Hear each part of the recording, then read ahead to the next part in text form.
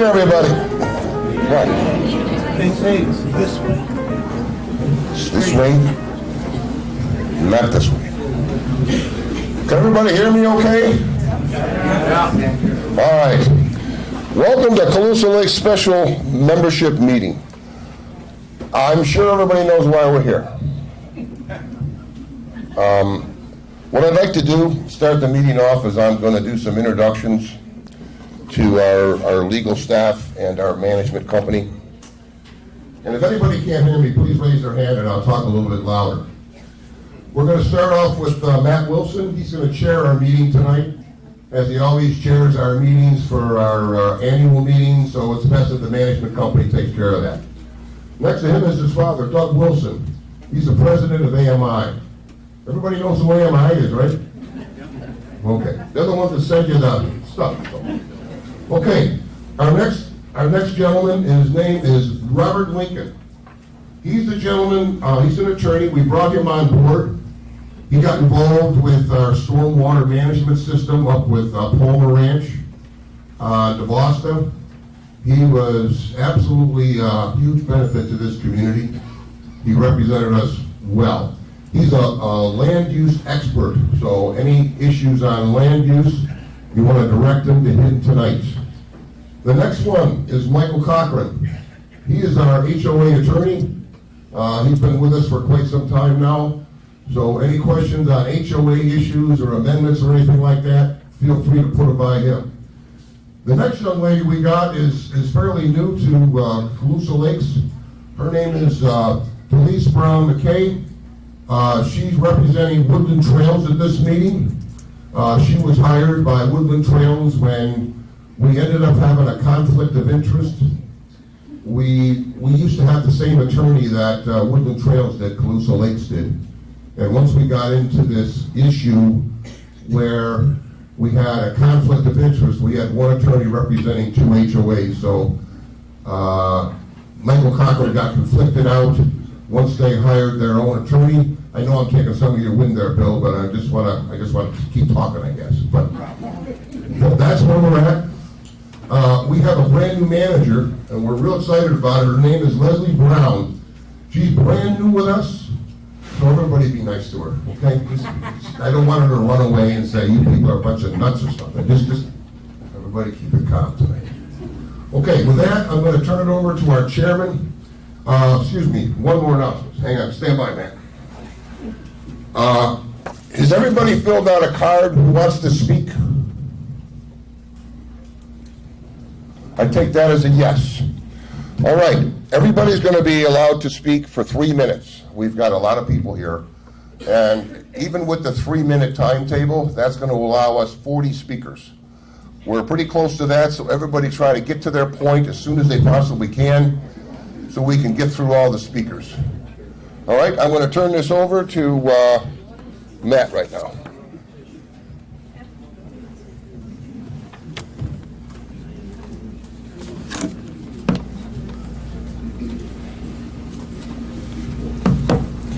Good evening, everybody. As Dick had pointed out, I'm Matt Wilson with AMI. I'm the Vice President of AMI. We'll go ahead and call the meeting to order. The first item of business is to elect the chairman of the meeting, and it's been suggested that I chair the meeting. Can I get a motion to elect Matt Wilson as the chair of this meeting? Is there a second? Second. All in favor, signify by saying aye. Aye. Opposed? Thank you very much. Certification of proxies and registration of owners was what we were doing and what took so long, and we're through that now. So we're going to get the certification of the quorum. We certainly have a quorum tonight, and we're going to get the final tally once they complete the counting. Proof of notice of meeting. We have an affidavit on file in our office in your official records that states that everybody was sent a notice of this meeting as of the mailing date. No. So that's in your file in the official records in our office. So let's get into the business. So the new business, discussion and vote on the proposed amendments to Article 3.03E1, 3.03E2, and 3.03E5 of the Declaration of Protective Covenants, Conditions, and Restrictions for Calusa Lake. So what we're going to do is we're just going to jump into the questions. I have the cards up here, and as Dick had pointed out, we're going to limit you guys to the 3 minutes because we have a lot, and we don't have a whole lot of time in here. We have this room till, I think, 8:30. 8:30, we have the room till 8:30, yes. And they can talk about either item at the same time. Yeah, so you can talk about either item at the same time. So if you have a question, when I call your name, just ask your question. We'll try our best to get it answered. We have legal representation here. So the first card I have, in no particular order, is Bill Maher. Are we having somebody run a mic around? Yes, right there. Okay. Where is it? Right. I just come here. I have a point of clarification for Woodland Trail residents. Hello? There we go. I have a point of clarification for Woodland Trails residents in a couple areas I'd like to call out for explanation from the Master Board and or legal counsel here tonight. The question is, we've been asked, why did Woodland Trails Board hire a lawyer? As Dick said, we had conflict of interest and we needed to do that. The good news is we didn't do that because we like to spend legal money. But we did, out of that came some good things. It was found that the common areas throughout Calusa Lakes were not properly titled over. They were still in the name of the developer. The pool and Woodland Trails, which Woodland Trails has spent many thousands of dollars maintaining for years and has exclusive use, was not titled the Woodland Trails. So some good comes out of all this other. Points for clarification. I would like the board to speak, and if not now, whenever it's appropriate. There was a lot of false information going around. One of it was that the funds from the Legacy Trail settlement could pay for this bike trail. I believe that money was pre-spent for mailboxes before it was ever received, so that's not there, but you guys can speak to it. And as to surplus funds, if you could also speak to what percentage of surplus funds we have as a percentage of the budget to cover such things like the sewer cave-in if it's not covered by the county. And last but not least, I would ask Ms. McKay to speak and advise why our documents also have issues with these connections and why we would have to have a vote within our community as well. Thank you. Let's just give it right to Talise here. Want me to get started? Or you'll run it. Or you can go up there if you want to leave. Sure. Thank you. Good evening. Thank you very much for having me. I appreciate being here and the opportunity to make sure that we understand the situation fully. I would first like to say that Woodland Trails is willing to work with the Community Association as much as possible. But what we are looking at, and the reason for the difference of opinions so far, is that the Woodland Trails documents specifically identify what certain parcels are to be used for. And the three options as they've been presented so far are through parcels which Woodland Trails would not be able to provide for recreation area. Two of them obviously are drainage areas, and as one of them is called Parcel L. Parcel L is identified as a buffer area. It's the definition of a buffer area is designated as preserve area and open space, lakes on the plat. So the concept and the reason why Woodland Trails decided that they needed to obtain a different attorney is to see, can they, if they wanted to, could they allow a trail to be put through any of these two drainage parcels or this open buffer space? And based on the definitions of the Woodland Trails documents, the answer is no. That doesn't mean it can't be done, and obviously you can see that Community Association with proposed amendments tonight specifically address this issue, and if enough people speak to changing the Community Association documents, then Woodland Trails will have to look at theirs as well. But right now, there is no authorization in the Woodland Trails documents for use of recreation through either the drainage or the open area. And specifically with the drainage, that causes some concern for the community because the drainage parcels were set as drainage parcels for a reason, in order to have runoff water to make sure the storm drains and the streets drain properly and there's not a backup. So to use some of that space causes the community concern with, will we have problems getting enough drainage from our area if we use our drainage parcels for a bike path or for the Legacy Trail path, which will have to be somewhat substantial in its construction. ADA compliant has been discussed, so there's some width to it, there's some depth as far as impacting the ground and the soil, and makes it difficult, perhaps what we're anticipating would make it difficult for the drainage water to be properly draining from the parcels if they're used for that purpose. So that is the major concern for Woodland Trails going on. I don't think our documents allow it. They certainly don't allow it right now. And we can take a look at it at a different perspective if there were some amendments or something, but at this point, they don't authorize it. Thank you, Talise. So what I'm going to do is the people that had, excuse me, the people that had specific questions that wrote them down on the cards, I'm going to go through those first. We had some people that just put their name down just in case that something came up during the meeting that may have a question. So I'll hold those to the end so that you can hear more of the questions. So and I apologize if I don't get the last name right. Bob Furkin. So the question is, why is ADA being added to Calusa Lake's internal trail not required, not needed? And he can expand on that. He has a microphone there behind you. Hello, Bob Furkin. I just want to make a point. From the outset, we never saw this as being a win-lose. What we asked for is a complete and thorough study of all of the options and all of the pros and cons. And to me, some of the pros and cons, I know there's several that were identified in the report, but the two that really stand out are crime, and the other one is home values. And I would just like to see that there be a completion, a thorough examination of those two items. In the amenities report, it basically said there's not conclusive information. The sheriff's office has been tracking crime from day one, and basically there's no increase in crime as a result of the Legacy Trail. So again, what I'm asking for, and I think what the people that support this are asking for, is to bring the experts in and let's really examine this issue, and then let's validate it and let's present it to the community so that all the rumors, on an issue like this can be completed. Home values, all I can say is I've read 50, 60, 70 reports. Richard Wakefield has recently been through. I mean, it's hard to find a negative in any of those reports, and it's across the nation.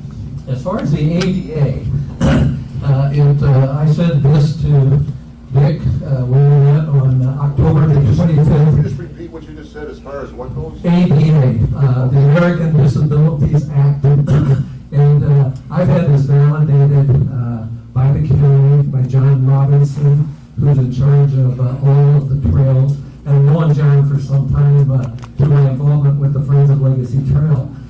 There's three elements that are involved with connecting to the trail. There's the Legacy Trail itself, and then there is a connection access point, which is on county property. The county owns 50 feet from the center of the trail on both sides, and that access needs to be built on this county property, but it needs to be built by the neighborhood and maintained by the neighborhood. That does need to be ADA compliant. As far as what the community does, there's no ADA requirements whatsoever.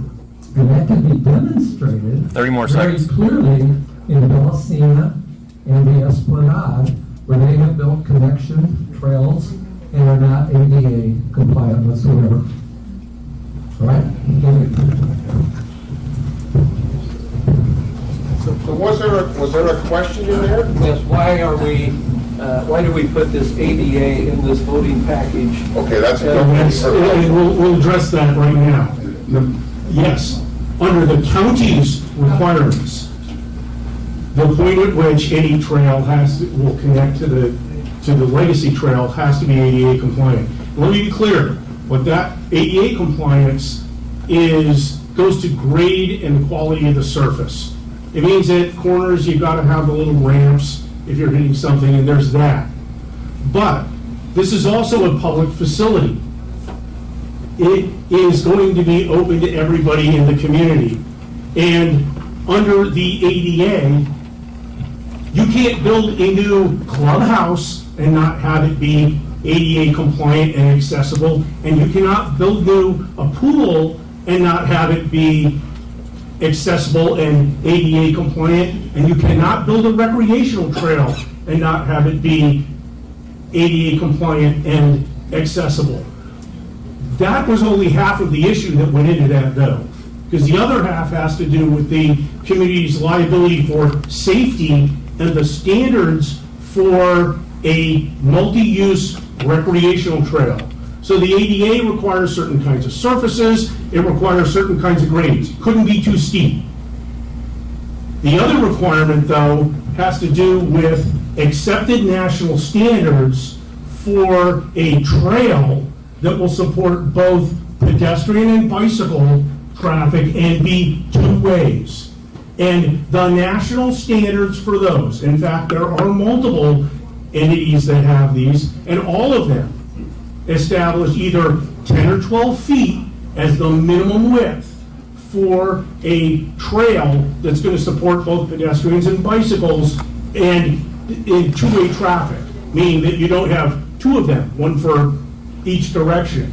And so in terms of what went into the cost estimates that were in there and what went into the comments about compliance, those are the requirements. And that goes to the distinction that we all have, which is that if we're going to look at an issue in a potential project, we're going to look at the land use and other kinds of issues. And the issue is, if you want to go forward with this, what are you going to have to do it in a way that it complies with applicable laws and is going to keep you all out of other liability and other kinds of issues. And that's where all that came from. And I don't know if Mike or Felicia wants to add. No, I mean, I have nothing further than to what Robert said, you know. I mean, when I was initially introduced to this again, you know, right out of the box, you know, we're the lawyers, you know, so we have to be the wet blankets. So, you know, we think about these things. It's liability,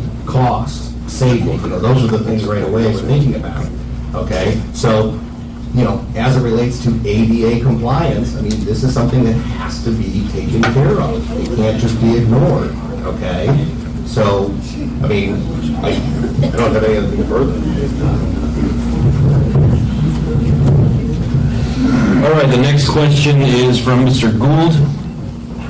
If the amendment passes, does a change in the Woodland Trails bylaws need to be changed also? If Woodland votes not to change their bylaws, what happens then? I assume. I think Ms. McKay hit this from Woodland Trails' point of view. Let me just say that Mike and I both looked at both documents, and we agreed that there's two levels. The plats, the declarations, the covenants for the Master Association are separate from the covenants from Woodland Trails, which were adopted later. They both apply. Under the Master Association's documents, Parcel L is, I believe, open space, and the open space definition does not allow for recreational uses, and the other parcels are drainage as well. So the threshold is the amendments that are in front of you tonight would have to pass in order for those areas to be used for recreational purposes. That's necessary, but it's not sufficient. The Woodland Trails restrictions also apply, and they would then have to be amended as well before a trail can be built on those areas, because all of the areas that we're talking about are also in Woodland Trails. Please, Jenny, anything else to add? Just a little bit. Not to belabor it, by the way, the parcel is considered buffer area, which is open space. It's defined as open space. And what essentially this does with and I think all of us agree, by the way, I think all three attorneys agree that you have to have amendments to both layers. The first layer that you're reviewing today, the community association layer, would give the community association the authority to proceed with the concept of the project, but the actual infrastructure of the trail would go through Woodland Trails, and so Woodland Trails governing documents would actually have to be amended as well to match the community association's documents. And when I was talking to Robert yesterday about, okay, the vote and how this would look, the concept, and he stated it quite well, the infrastructure for the Legacy Trail was not set up originally in this community. So what we're having to do is basically retrofit the governing documents to match what you're talking about doing with the extension of the Legacy Trail through the community. So it does require a little bit more than, hey, we like this concept. That gets you started and gets you interested in it. However, we're retrofitting documents to match physically what you'd otherwise want to do. I think that's a good description of it. And again, beyond Woodland Trails, there's two other issues. The areas that are identified here that this trail would go through, all of the drainage areas are also subject to an easement to Sarasota County for drainage purposes. So Sarasota County would have to take formal action to either release the easement or modify it so it could be used for those purposes. But even beyond that, and this is also part of the amendments tonight, all of the open space that's in this area and the drainage parcels are all part of an amendment in your declaration for scrub jay protection and mitigation that was done back in 1996. And that's a scrub jay plan that, okay, on a property level, it's in your declaration. On a regulatory level, it's Sarasota County, but Sarasota County in that case is also acting for U.S. Fish and Wildlife because this was an endangered species issue. So these areas are also part of that scrub jay management plan, and Sarasota County and maybe even the federal government would have to amend the scrub jay plan in order to allow the trail to be built through these areas. All right, the next question is from Dimitra Euquin. How many bikers are there in Calusa Lakes? Does anybody want to give a shot at that one? How many bikers in Calusa?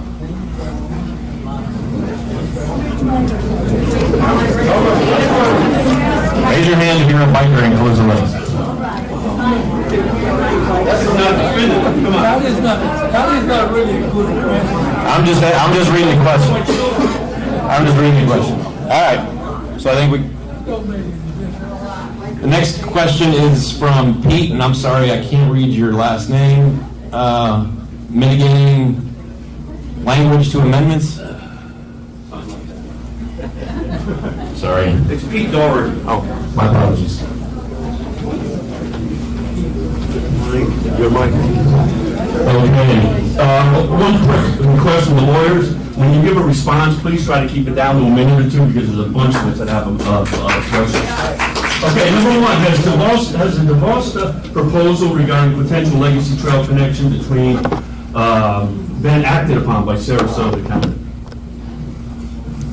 There's not anything in front of Sarasota County. DeVosta has not started doing their own work, to my knowledge, on it yet. You know, the situation is, Okay. you know, we can still negotiate with them. Okay. It's still open. I got it. So I mean, that has to happen before we can go forward with anything here. I mean, it has to be approved by Sarasota County. The ultimate design would have to be approved by Sarasota County, yes. Okay. Okay, next one. On the, let's see, on the 25th of November, we received an email, and it said legal counsel will find three amendments need to be made before even contemplating moving forward. Is that correct? Well, I know, if the amendments to the master declaration are not approved, As written? pretty much is written, as far as Pretty much is the written, or is written? Because there's mitigating language that could be in there. When you read what the 25 November email says, it's pretty dire. It makes Chicken Little look like Dr. Strangelove. It says that the board of directors can do anything they want in the future if we make these changes. Well, I can't see, I'll tell you what, I've worked in Washington for 40 years. I'm sorry about that. I worked in Washington for 40 years. There's often mitigating language. And I've worked for Secretary of Defenses that tell the legal counsel, make it happen. And they make it happen. No, I know you don't care. But you know what? The bottom line is, what the assessment is in that email is pretty dire, and I don't believe that has to be the way it is. I believe we can shape the agreement to protect all of us if that's what the community wants. wait a minute, let's just say flat out, no. No. You can't change the language. We cannot interpret away the language that was clearly written into the declaration that limits the uses of those areas. That was where, in fact, all three of us started when we looked at it. It's, what do these things say in the declaration about what can be done in those particular areas? And there's no weasel language in the declaration that says, or whatever else the board may see fit to do in the future. No, this language is in the declaration. The use of property is limited in a declaration in order to limit what the board can do. It's there to limit everybody's discretion. There's no magic wand. His answer had 2 minutes left. Okay, and the last one. Parcel L and drainage parcels 3 and 4 and recreation areas. Are they mutually exclusive? They are right now because the language says that they are. Because the language says. Because the Well, what I want to see is what the realm declaration of that was possibility adopted, is here for us. there is not. The realm of possibility is bound by what happened when the original developers recorded the declarations. The recorded declarations are there as permanent property protections for everybody. You can't hand wave and simply say, oh, okay, all of a sudden we're going to do something different. The plats have the boundaries of these areas. The plats define what the areas are. They were recorded back when the community was created. The ones involved here were recorded when Woodland Trails was created as Unit 2. They identify what those parcels are and their names. The declaration is what it is. Could there be a different amendment? Could there be an amendment that said something that, on a blanket level, all these other kinds of parcels could be used for recreation purposes or something like that? There might be a different approach. One way or another, though, the declaration says what it says, it has the limits on it, and it has to be amended. And what you have before us is the good faith efforts that we put together to try to have the amendments to those different use areas that would be simple, clear, and direct, and not create problems later for the community where there were questions about how something would be interpreted and who could do what, because that's what creates lawsuits. Mr. Lincoln, thank you. Thank you for everyone for putting up with me. But I want to make sure we don't forego opportunities in the future because of documents written in the past. Thank you. Then the next question is the next person I wrote their name down to speak. No question, but Shirley and Vince Danko. Do you have a question? No. Okay. Next one, Richard Wakefield. Is there a question by Mr. Wakefield? I'm going to take that as a no. Teresa Toole, question? You said a statement. Yeah, you can just wait for the mic because we're recording it and the camera can't pick it up unless you have the mic. Hi,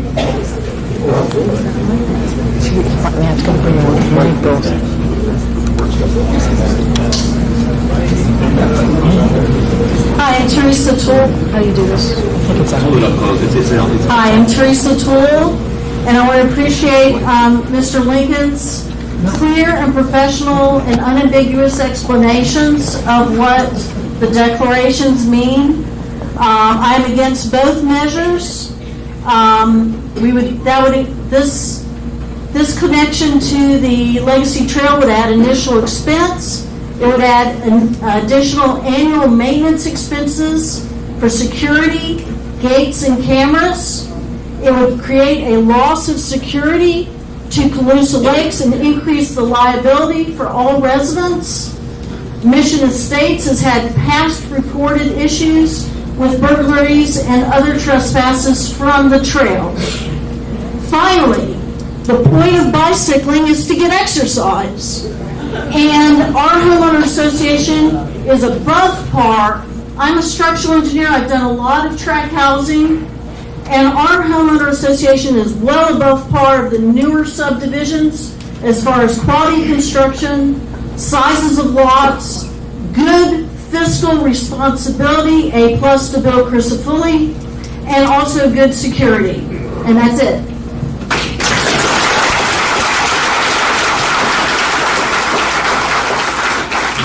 The next question from Mr. Wendt.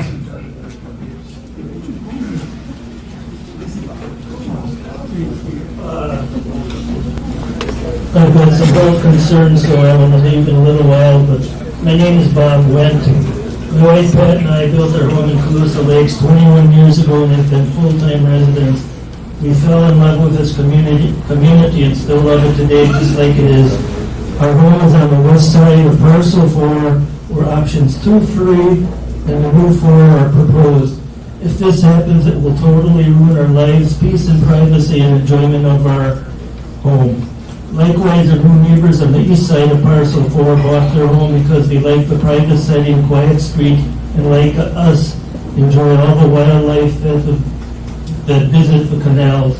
All 3 of these options bring the Legacy Trail connection between our home at 2128 and our neighbors at 2126.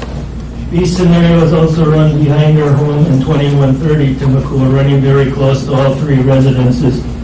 The connection will be approximately 15 feet from the east side of our house and 25.6 inches from the back of our pool cage.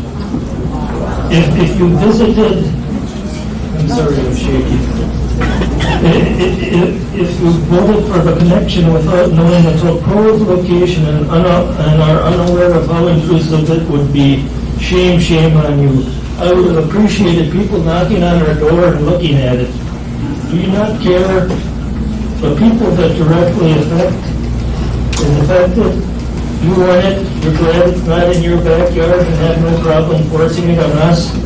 These options would literally destroy our lives and would take away our enjoyment of our home and life. If this doesn't bother you, again, shame on you. You are selfish and self-serving, and you have no respect or regard for others. We wouldn't do this to others, no matter how badly we wanted to change to the community. Our home is our castle. We've remodeled, in the last few years, everything inside has been redone. Last year, a new roof, new windows. This year, we did a pool cage. We would like to, my wife and I would like to spend our remaining time on this earth enjoying what we each work so hard for. I am in poor health, having multiple system atrophy, which is a degenerative brain disease, and very recently was diagnosed with heart failure. Be kind to others. You don't know their struggles. Please have some compassion.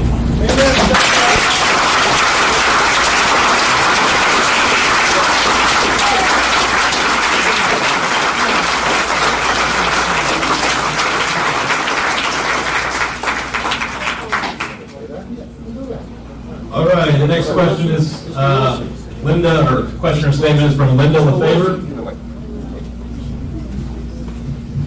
We have a director who wants to make a comment on that. In reference to what the last gentleman said, my name is Guy Zarowski, first name Frank. I'm one of the directors on your current board. I say to you, sir, that as long as I'm on this board, I will never, ever vote for the passage of a bike trail between your home and your neighbors. It's a terrible concept. It's driven by greed, rabid avarice, and downright inconsiderate for any of our enemies.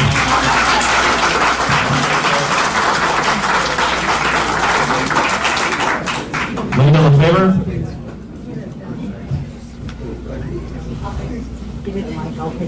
Okay.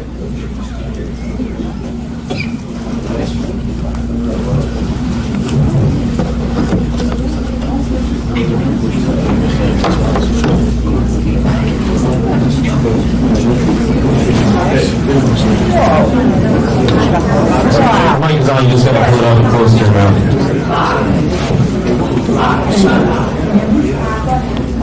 Unfortunately, I have louder.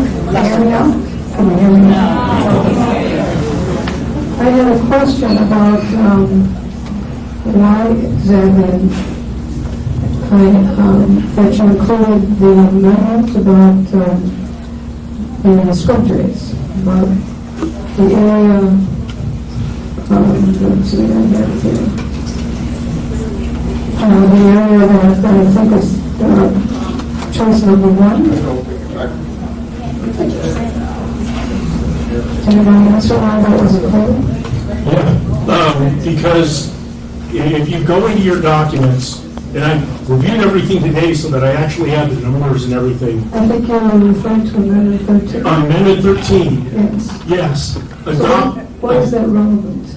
Because if you look at the map that's associated with Amendment 13, it identifies all of the drainage areas in the open space parcel L as they're hatched in as part of the mitigation areas for the scrub jay plan. That means, and that was put into the declaration. If you read the text, it says it's a mitigation area. That means you can't build anything in it. That was the mitigation area for the developers. Yes, and what they did is they promised by amending the declaration and saying that the areas that are there are mitigation areas, they're saying you're going to keep them open space, you're going to keep them preserved.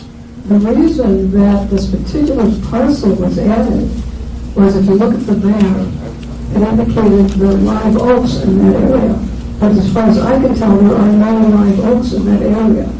Because that area, if it did contain live oaks, would be homes for scrub jays. Well, live oaks aren't so much. The whole issue here was that they were putting aside all of this area as open space, not necessarily because scrub jays would leave there directly. But let me just say, the way that I interpret this, that map, that amendment to the declaration, is that regardless of whether there were live oaks there in 1996 and are not today, it is there as designating those areas as preservation areas as part of the scrub jay plan, and therefore both the declaration would have to be changed and the county would have to give its permission on amending the plan in order to use those areas for anything else. Well, okay, to that point, there's something wrong here, and I think it must already been changed. Because if you look at that map,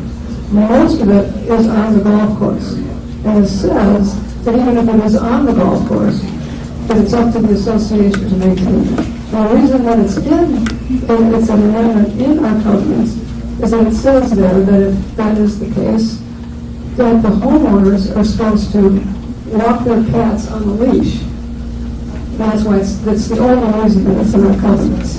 Well, that's not what it says, and that's not what the map says, and so that's not any interpretation that I would have of that language in that document. If you read the whole Amendment 13,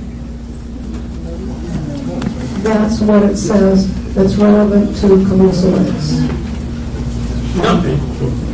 All right, we're past the 3 minutes. If you would just look at that a little bit closer, I think that would be a good thing.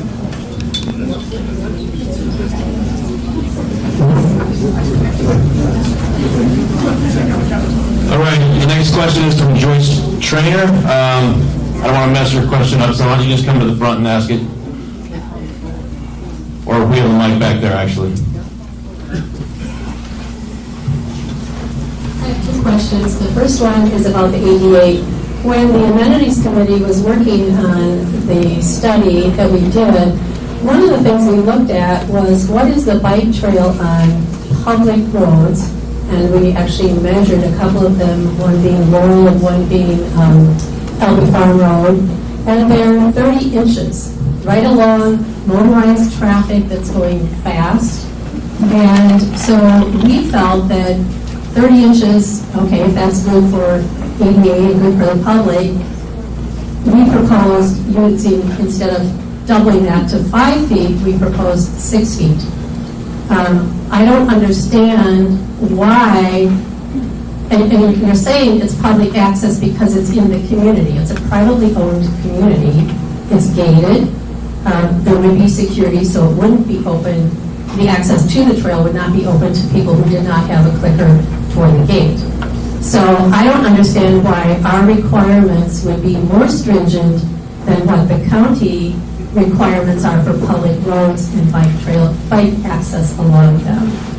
Because it isn't just for bikes, it's a multi-use trail for pedestrians and bikes, and those 30-inch wide bike paths on the side of a road are in addition to the 5-foot wide sidewalk that is supposed to be at the side of the road too, if there's also going to be pedestrians using it. And so that's where some of those kind of standards come from. And the fact that it's privately owned doesn't mean that it is not a public accommodation. You all are public inside your own community. There's no way that the community could decide to build a clubhouse and not make it ADA compliant simply because, oh, it's private and we don't care if some of our residents who are wheelchair bound can't get in. You don't have that option under the federal law. And the same is true if you're building any other recreational facility, and this trail will be a recreational facility. That's the analysis. Well, the trail itself certainly is a recreational and multi-use recreational facility, but when you look at some of these other communities, it doesn't appear that they certainly don't have 10 and 12-foot wide access. And we looked at some of those as part of the committee work. So I think some of this is questionable. The other question I had to do with, well, not a question, but a statement. I've been involved with the landscape area for many, many years here. And as part of that, we looked at the SCROJ plan. We tried to find it. There is no plan that we can find in any records of AMI or any of the other historical records that we can find of Calusa Lakes. The only thing we could find, either internally or with the county, is the map. And the map shows sightings of SCROJs, and it shows areas in which additional oaks were to be planted, which they were, and as Linda said, many of them were on golf course property, but none of them were in these areas that we're talking about. And the language of this restriction that is tied to the plan says the areas that are depicted on that map they are for conservation and management. Okay? Conservation and management means that you leave it in a natural state. You do not, don't develop in it. And I'll just say that's a term of art. What it goes on, it says at the bottom that the association has to manage those for conservation purposes. And then it says, and owners who are going to bring their pets out there have to keep their cats on a leash. Okay, it's an and. It's not an or, it's not it's not separating it out. Flat out, anybody with a land use perspective, reading this language, sees conservation management attached to those areas, and says that means they're not to be developed. Okay, but the county has that. Round up, we're way over the time. Okay. All right, the next question is Ned Haba? No question? Okay. Russ Bonner? All right. No question? Oh, he's back there. I appreciate all the rhetoric and heartfelt things. I think sometimes we're getting a little bit off the issue. My question is, are we trying to approximate following Robert's rules? In which case, we should deal with only Amendment 1, discuss that, and then move on to all of the mishmash that goes on with number 2. Is that a fair question? Well, we just wanted to give the opportunity, because people signed up to ask questions on either amendment. Either. So we're not following Robert's rules at this time? Correct. We're just trying to get everybody's question answered. Thank you. Raphael Vitten? I have no question, but I do have something to say, though. And it's very simple. My name is Raphael Vitone. You gotta use the mic. My name is Raphael Vitone, and you probably all received an email from me, and somebody else got a letter in the mailbox.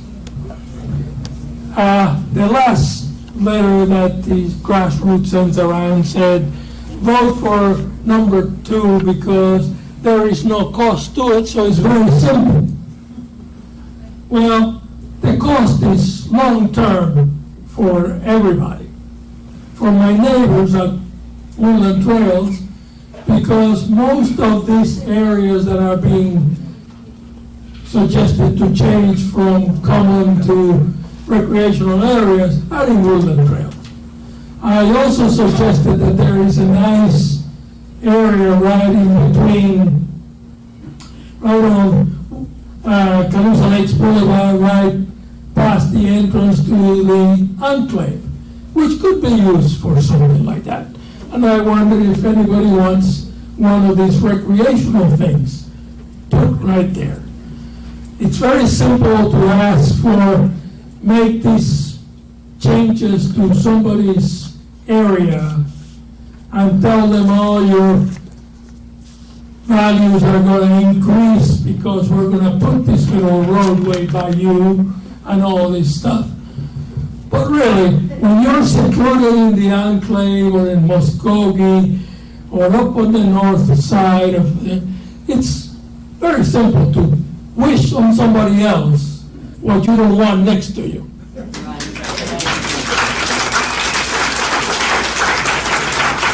So my only other thing is I want to thank the board for the open and thorough way that they have gone around to make this thing happen.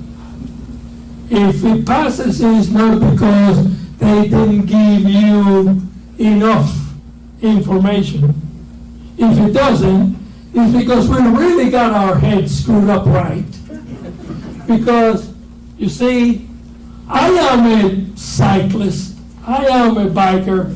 I've only been a biker for 5 years or 6 years, and I ride a lot. But I go down the road to the trail. I don't need my neighbors to be inconvenienced. And yes, I ride around Calusa Lakes a lot. So I would think that those people that really don't have experience riding, don't ride down the boulevard, riding Calusa Lakes, or ride down the sidewalk like I do. I don't ride down Mission Valley Boulevard because I don't like all those people close to me either. And I got a lot of experience. I much rather ride Laurel Road than the boulevard. So that's my other point. 3 minutes is up. Okay. So anyway, thank you. I want to one more thing. I want to thank that good neighbor that called the postmaster and notified him that he was getting unwanted mail from me. Want to thank him. I had a great conversation with the postmaster. She's very nice, so thank you very much.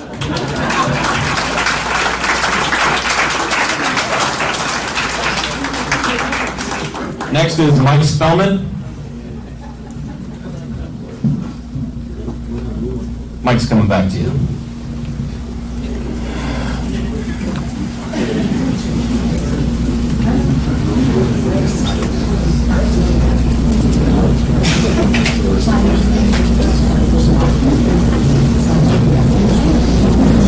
I just wanted to, can you hear me all right? I just wanted to share with you that I can appreciate Mr. and Mrs. Wynn's Hold it up a little bit closer to your mouth. point of view, because I had a similar situation for about 22 years. I built a house lot next to an HOA private beach. I was concerned about privacy, noise, security, those sorts of things, just like they are. However, over that 22 years, one of the first things I did after I built the house was I put up a privacy fence, and then I built friendships and relationships. There's over 200 homes that this beach, private beach, for the HOA serve. In those 22 years, we had almost no problems whatsoever with any of those issues. I think you have to remember that the people that are going to be using this trail are your friends and your neighbors, and they will respect your issues. I think the other thing I would say is that, it's been suggested that people are being selfish, they're being greedy, whatever. I think most of the people that are desiring to open up this access really want to increase the opportunity for wellness and fitness and for more people to be able to take advantage of these opportunities. I've had a similar situation, ma'am. Let him speak. Let him speak. Same thing. Okay, that's all I have. Thank you.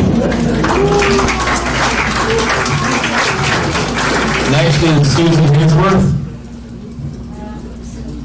I just want to say. Wait for the mic. She's coming.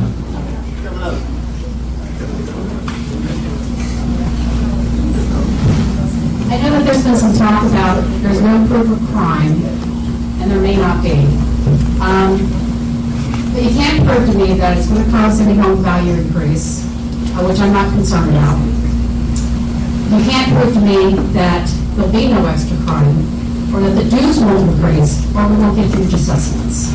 I will say that my sister, who lives in the Oaks, had a serious robbery. They dynamited, and they were seen on bikes with backpacks at 10:30 at night, which you don't see in the Oaks ever. And they believe that they came from and left to the trail. They don't have access to the trail from there, but they cut through a fence. That's all I have to say. Next is Mia Greenidge. Okay. Stevie Driscoll. Over here.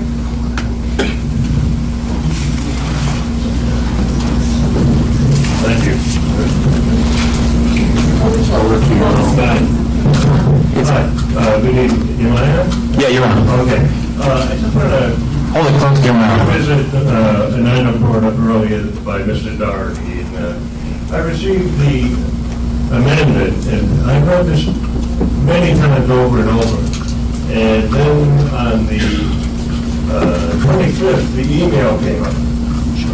And I've read this email over and over and over. And I do not see in the amendment how you can interpret this. If you vote yes, the board can do whatever they want in the future without a community vote. A yes vote gives the board direct authority to spend money on new easements and associated agreements without future vote. Now, a yes vote, if I read the interpretation that I would not see in the amendments, we're giving the board carte blanche authority to do whatever they want with these L areas and the drainage areas. Now, I know there was talk about interpretations. Who came up with this interpretation? It was issued by the board. I don't see this in the amendment. And if someone can point out to me where this is in the amendment, I'll read it again. There's two different issues here. One's amendment, one's a statute. You want to speak to that, Robert, the statute? He's got it confused. Well, the issue about the board being able to do things later, that has to do with the fact that your documents do not require approval from the residents for most board assessments that are made in regular practice. So the board wouldn't have to come back for an approval of everybody to raise assessments to pay for this. I think that's part of it. The other aspect of it is that, for example, it goes to the second measure, which is approval for the board to negotiate and obtain the easement from Devasta. And so if the second measure approves, the board would be able to negotiate that easement, get it from Devasta, and that would not have to have a separate approval, signing that easement agreement. So I think the language about not having it come back to the board again goes to different aspects of this than just the amendments themselves. But that information is not in the amendment. Well, the amendments themselves don't affect, the amendments are the amendments. And in the second case, the approval of the amendment. But if I vote for the amendment, you're telling me I'm giving the board carte blanche authority to spend money. The board has carte blanche authority to spend money on improvements already by authorizing, by changing the declaration such that recreation improvements could be put in open space areas and in drainage areas. The board would be, and again, we talked about the other things, getting the other association's approval, getting the county approval. The point is that the master association documents would not have any other barrier themselves to going forward with the projects. Ann Clifford? She left. Mike Kingsworth. Over here. Here, you can take this one. Yeah. Well, first of all, I'd like to congratulate all of you for being here. I spent 10 years as an HOA president. I swear I couldn't get a turnout like this if I paid people to come. I just wanted to make, I guess, not ask a question, but try and answer one. I served on the amenities committee, and by background, I'm a retired Air Force intelligence officer, and I did physical security for the Air Force. I was responsible for the security of the Air Force Base during Desert Storm. Today, I serve as the chief technology officer for a security and surveillance company. So the names committee says, okay, you take the security piece. And it was mentioned earlier that the security needs another look or more in-depth look. And actually, I ran into a problem with it. And one of the problems is that you get a lot of correspondence electronically in the mail and so on saying these are the facts. Well, the fact that I ran into is that when you look at security on a legacy trail, you can't look at the way it is. You have to look at the way it's going to be. And with the passage of the levy, or bond issue, I guess it was, to extend the trail where you can pedal your way all the way to Sarasota, that has the trail going into higher crime areas than it does now. And we don't know what that means. And I couldn't quantify what that means. And I didn't come up with that. I'd like to take credit for it, but it was a sheriff that pointed that out, said that they're grappling with it. The other thing that doesn't get any airplay, I don't know why it doesn't, and that is that the Vasta is running 1,000 homes on that cow pasture to the north. and we got the 2,000 people in it. And some of the options that we're looking at is going to have the access to the trail going through that property, and we don't know what that means. So it is true that there's a lot of unknowns with security on this, and it's human nature that when you have an unknown, you have anxiety. And so I certainly understand the anxiety of those that are concerned about this. Thank you. Does anybody else have anything that they have to say tonight? Okay. We have one more statement. Couple statements. When you talk about crime, when you look it up in the internet, what comes up is Amherst, New York.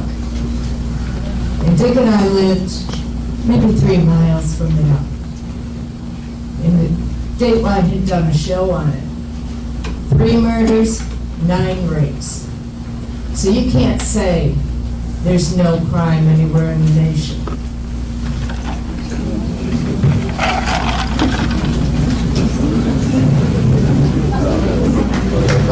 Sir, do you have anything to say? Or you just turn it? I can speak to a couple things here. Sure. I was asked a comment by President of Woodland Trails, Bill Maher, on a Rails to Trails summary. I have heard numbers from the Rails to Trails summary up to $500,000. I've heard $300,000. Let me tell you what it is. Our first payment came in. Am I interrupting you, sir? Okay, our first payment came in 11/25/2014 for $112,921. The second payment came in at $22,188. That was received on November 20th, 2015, basically a year after the first one. So the total we received from that was $135,109. Those are real numbers, folks. Now, what we needed to do at that point in time is we needed to reimburse some funds. The Rails to Trails money was always earmarked by a previous board to take care of the new signage and the new mailboxes and stuff like that. It was money well spent. So to make a long story short, some of you people try to get the right information. If you don't have it, call me. Ask me what it is, because I'm telling you right now, after we got done reimbursing $87,634, and then we paid a tax on the audit to receive the funds, we ended up with $42,742. That's way less than $300,000 or $500,000. So I was asked to comment on that by the president. I wanted to do that so everybody knew what was going on. Also, our current surplus. He asked the question, what was our current surplus as a ratio as far as our annual budget goes? Our current surplus is 31%, which means we got to have money to operate this community if we have a major problem. Now, we were very fortunate the county took care of that sanitary sewer system. That's their baby. But we're in charge of the storm sewers. And storm sewers run into the streets. And if we have an issue, we got to have the funds to take care of that. Although we have reserves, statutory reserves to take care of those types of things, but right now we're only 30% funded on our reserves, which means each and every year we spend money for maintenance. Next year in June, right now it's scheduled for $200,000 for roads. So there's a lot of things that go on in here. We own all our own roads. We have to maintain them, and you people pay us. And you put it in a reserve fund, and we handle it. So that's all I had to say.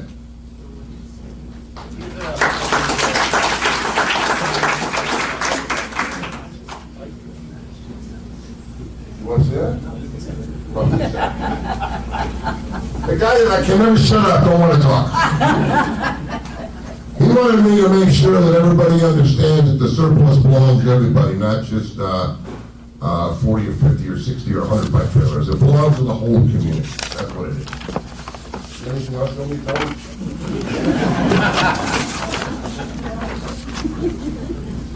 I'm going to turn it back over to the chair here.